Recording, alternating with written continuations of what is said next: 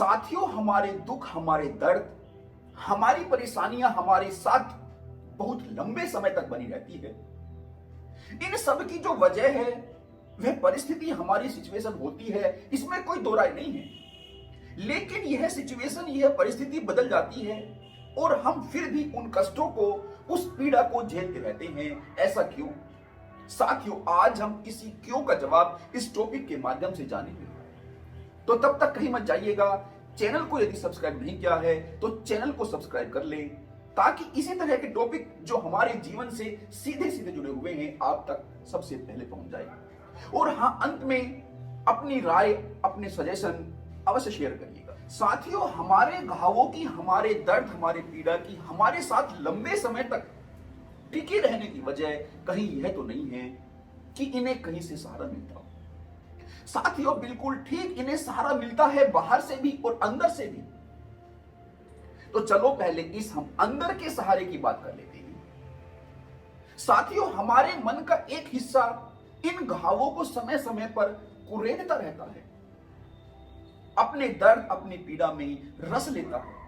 लेकिन इसका मतलब यह नहीं है कि हम इनसे छुटकारा पाना नहीं चाहते। हम इनसे बिल्कुल छुटकारा पाना चाहते हैं, लेकिन अपोजिट रूप से मन का दूसरा हिस्सा इनमें रस लेता है, टाइम टाइम पर उस घाव को स्क्रैच करता है, जिससे वह सिचुएशन और लंबा जाती है और एनलार्ज हो जाती है और हम उस पीड़ा को झेलते रहते हैं। साथियों, यह ठीक वैसे ही होता है जैसे दो दोस्त एक दूसरे के साथ रहते हैं। कभी तो वे एक दूसरे को सहारा देते हैं और कभी एक दूसरे को घाव। ऐसे ही हमारे मन का एक हिस्सा इन घावों से, इन पीड़ा से छुटकारा पाना चाहता है, तो साथ ही दूसरा मन इनमें रस लेता है। क्योंकि जैसे हमारे दोस्तों को एक दूसरे की आदत पड़ चुकी होती है, ऐसे ही हमारे मन के हिस्सों को एक दूसरे की आदत पड़ चुकी होती है। हमारे मन का वह हिस्सा जो डिफेक्टिव हो गया होता है, उसे इन घावों की आदत पड़ चुकी होती है, वह इनमें रस लेने का आदी हो जाता है। और यदि हमारी सब बीमारियां, हमारे सब घाव ठीक हो जाए, तो फिर मन का वह हिस्सा न केवल खाली हो जाएगा, उसके पास जो चर्चा का विषय था उससे वह न केवल छूट जाएगा बल्कि वह मर भी जाएगा। और साथियों, मरना तो कोई नहीं चाहता, इसलिए वह हमारे मन का डिफेक्टिव हिस्सा कुछ नए नए बहाने के द्वारा उस विषय को चर्चा का विषय बनाए रखता है। साथियों, आप कहोगे कि लोग एक दूसरे की चुगली में इतना क्यों उलझे रहते हैं, इसमें तो काफी टाइम वेस्ट होता है। साथियों, टाइम वेस्ट हो तो हो, लेकिन चुगली का जो मजा है वे इस मजे को, इस रस को लेना चाहते हैं। और साथियों, न केवल वे बल्कि हम भी आत्म बलिदानी बनकर, हमें जो दर्द बाहर से मिला हुआ होता है, हम उस दर्द में फंसे रहते हैं, इस कुचक्र में फंसे रहते हैं, क्योंकि इससे हमारे डिफेक्टिव मन, हमारे डिफेक्टिव अहंकार को एक संतोष, एक सेटिस्फैक्शन मिलता है। साथियों, हम किसी दूसरे की संवेदना के लिए अपने आप को आत्म बलिदान करते हुए, आत्म बलिदानी बनकर इस कुचक्र में फंसे रहना भी स्वीकार कर लेते हैं। जब हम इस डिफेक्टिव माइंड के प्रभाव में आ जाते हैं, जब यह डिफेक्टिव माइंड हमारे ऊपर हावी हो जाता है, तब हमारे चेहरे देखने लायक होते हैं। कितनी मासूमियत से हम इन घावों की चर्चा करते हैं। साथियों, एक व्यक्ति था, और ऐसे एक नहीं अनेकों व्यक्ति है। साथियों, वह व्यक्ति अनेकों डॉक्टरों के पास गया। वह रोज रोज नए नए डॉक्टर बदलता रहता, क्योंकि उसकी जो बीमारी थी इस भांति से थी कि उसके सब चेकअप हो गए, लेकिन कोई बीमारी उसकी पकड़ में नहीं आई। तो सब डॉक्टर उसको सलाह देते हैं कि यह जो तुम्हारी बीमारी है, यह बीमारी तुम्हारे मन की है, तुम्हें किसी साइकाइट्रिस्ट को दिखाना चाहिए, मनोचिकित्सक को दिखाना चाहिए। लेकिन वह व्यक्ति इस बात को मानने को तैयार नहीं होता, क्योंकि उसे लगता कि यदि वह साइकाइट्रिस्ट के पास गया, मनोचिकित्सक के पास गया, तो वह खुद ही पागल साबित हो जाएगा। शायद उसे नहीं पता था कि जब हम अपने इमोशंस को, अपनी फीलिंग को मैनेज नहीं कर पाते, तो हमें इनको किस भांति से मैनेज करना होता है, यह भी समझना जरूरी हो जाता है। तो साथियों, वह साइकाइट्रिस्ट से बचने के लिए रोज नए डॉक्टर खोज लेता, लेकिन कोई भी डॉक्टर, जो फिजिशियन डॉक्टर है, उसको ठीक नहीं कर पाया। और अंत में जैसा हम सभी के साथ होता है, वह व्यक्ति मृत्यु को प्राप्त हो गया। लेकिन जाने से पहले उसने कुछ शब्द अपने घरवाले को बताए और कहा कि वह इन शब्दों को उसकी कब्र पर लिखवा दे। और साथियों, ऐसा कहते हैं कि वे शब्द आज भी उसकी कब्र पर संगमरमर के पत्थर में लिखे हुए हैं। और साथियों, वे शब्द क्या थे? वे शब्द इस भांति से थे कि मैं सही था और डॉक्टर गलत। साथियों, आप देख रहे हैं कि डॉक्टर को गलत साबित करने के लिए उसने किस भांति से अपने प्राणों का बलिदान किया, अपना आत्म बलिदान दिया। साथियों, उसने ही नहीं बल्कि हम भी अपने घावों को, समाज को, अंदर जो बुराइयां है उनको ब्लेम करने के लिए उस कुचक्र में फंसे रहते हैं। उससे बाहर आने के लिए प्रयास तो करते हैं, लेकिन हमारे मन का जो डिफेक्टिव हिस्सा है वह हमें उस कुचक्र में फंसाए रखता है। साथियों, बाहरी सिचुएशन गलत नहीं होती, ऐसा नहीं है वे गलत होती है, कुछ बाहरी तो गलत होते हैं। अभी मेरा एक दोस्त इस महामारी में कुछ स्वार्थी डॉक्टरों के बीच फंस गया, तो वह ठीक होने का नाम ही न ले। तो अंत में उसने अपने बिहेवियर को बिल्कुल डिफरेंट स्टाइल में चेंज कर लिया। उसने अपने मन ही मन में कहा कि यह जो मैं स्ट्रगल कर रहा हूं, इस स्ट्रगल का क्या लाभ? यह जो वायरस मेरे अंदर है, क्या हम दोनों एक साथ साथ नहीं रह सकते? और जब उसने यह बात अपने मन के अंदर तक, गहराई तक पहुंचाई, तो वह अगले ही दिन से उसके स्वास्थ्य में सुधार आने लगा। साथियों, क्या अब कोई चमत्कार हो गया? कोई जादू मंत्र काम कर गया? नहीं, वास्तव में जो उसकी इंटरनल पावर थी, जो पहले स्ट्रगल में लगी हुई थी, वह अब सपोर्टिव स्टाइल में चेंज हो गई। वह अब सपोर्टिव होकर उसकी जो इम्यून सिस्टम था उसको बढ़ाने में लग गई और उसका स्वास्थ्य सुधार में आ गया।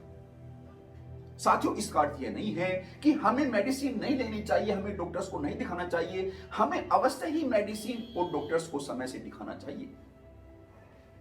और यह जो ट्रीटमेंट हमारी बॉडी पर काम करता है, हमें इसके साथ साथ, हमें इस ट्रीटमेंट के साथ साथ अपने मन को भी हील करने का प्रयास करना चाहिए, ताकि हम जल्दी से जल्दी ठीक हो सके। लेकिन यह बात स्वार्थी डॉक्टर्स नहीं बताएंगे, क्योंकि वे नहीं चाहेंगे कि हम जल्दी से ठीक हो, क्योंकि जल्दी से ठीक हो जाएंगे तो फिर स्वार्थी डॉक्टरों का जो एक बिल होता है, एक बड़ा अमाउंट होता है, वह कैसे बनेगा? साथियों, हमें जो हमारे मन का डिफेक्टिव हिस्सा होता है उसको नरिश नहीं करना होता है, बल्कि अपने सही मन को हील करना होता है। साथियों, लेकिन यह आसान नहीं है, यह उतना ही कठिन है कि जब हमारा कोई दांत टूट जाता है तो न चाहते हुए भी हमारी जो टंग है, जो जीभ है, वह उस खाली स्थान पर पहुंच जाती है। इसी भांति से हम अंदर से इतने खाली होते हैं कि जब ये हमारे पास घाव होते हैं तो इन घावों पर हमारा मन पहुंच ही जाता है। साथियों, इसमें हमारी कोई गलती नहीं है, क्योंकि हमारी कंडीशनिंग ही इस भांति से हुई होती है। और जब हमारे धर्म ग्रंथ कहते हैं कि अपने अहंकार को त्यागो, तो वे इसी डिफेक्टिव मन को त्यागने की बात कहते हैं, क्योंकि जब हमारे पास अहंकार नहीं होता तो हम आनंदित फील करते हैं, हम एक खुशी अनुभूत करते हैं। अन्यथा तो हमारा यह डिफेक्टिव मन हमें इस उदासी की ओर खींच लेता है, इस उदासी को और बढ़ाता जाता है। साथियों, यह जो उदासी है, इसको कंटिन्यूस बनाए रखने के लिए हमें एक बहुत बड़ी एनर्जी की आवश्यकता होती है। इसलिए यह जो उदासी है हमसे बहुत सारी एनर्जी छीन लेती है, आपने महसूस किया होगा कि जब हम उदास होते हैं तो उस उदासी के बाद हम खुद को बहुत खाली खाली पाते हैं। साथियों, उसकी यही वजह है क्योंकि हमें एक बहुत बड़ी एनर्जी उस उदासी की भट्टी में झोंकनी पड़ती है। जो हमारी पॉजिटिविटी होती है वह हमसे एनर्जी नहीं लेती, बल्कि वह तो हमें एनर्जी प्रोवाइड कराती है। उससे तो हम एनर्जाइज होते हैं। हमारी एनर्जी तो हमारी उदासी छीनती है। साथियों, जब भी कोई डिवाइडेशन, कोई कॉन्फ्लिक्ट, कोई घाव, उसकी छाया हमें घेर ले, तो हमें खुद से कहना होगा कि दो नहीं एक। और साथियों, इस दो नहीं एक को एक मंत्र की भांति अपने प्राणों में उतार लो, लेकिन इसका रट्टा नहीं मारना है, इसको समझ के साथ उतारना है कि ऐसा हम क्यों मानते हैं, ऐसा हमारे प्राणों में क्यों उतरना चाहिए। और जब हम इसको डीपली समझेंगे तो समझ पाएंगे कि जो दिन और रात है, जिस भांति से वे एक दूसरे के विरोधाभासी नहीं है, अपोजिट नहीं है, अगेंस्ट नहीं है, वे एक दूसरे के सप्लीमेंट्री है, परिपूरक है। जिस भांति से पहाड़ और खाई एक दूसरे के अगेंस्ट नहीं है, उन्हें होना ही होता है, इसी भांति से सुख और दुख इनको भी होना ही होता है। हमारे दुख हमें या तो एक गहरी खाई में गिरा देते हैं या फिर हमें निखार देते हैं। साथियों, ये दुख भी एक बादलों की भांति होते हैं। इनके बादल भी समय के साथ छट जाएंगे। यह बिल्कुल अंधेरी रात की भांति होते हैं, और जो रात है सुबह होने से पहले जिस भांति से और गहरा जाती है, उसी भांति से ये दुख भी छटने से पहले और गहराते हैं।